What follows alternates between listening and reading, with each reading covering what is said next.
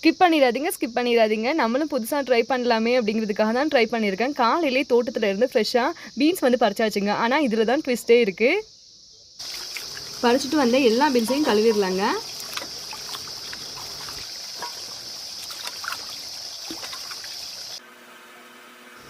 இதுதாங்க ட்விஸ்ட்டே. கழுவுன எல்லா பீன்ஸையும் வழக்கமாக எல்லாரும் காய தான் வைப்பாங்க. ஆனால் இங்கே காஷ்மீரில் உள்ளவங்க இந்த மாதிரி கோர்த்து தான் வந்து காய வைக்கிறாங்க. சரி நம்மளும் அதையே ஃபாலோ பண்ணிடலாமே அப்படின்னு சொல்லி தான் கோர்த்துட்ருக்கேன்.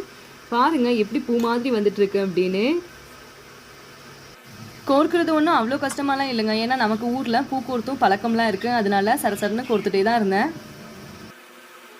ஃபைனலாக நம்ம கோர்த்த பீன்ஸ் எல்லாம் சூப்பராக வந்து மாலை மாதிரி ரெடி ஆயிடுச்சுங்க. அப்புறம் என்ன காய வைக்க வேண்டியதான்.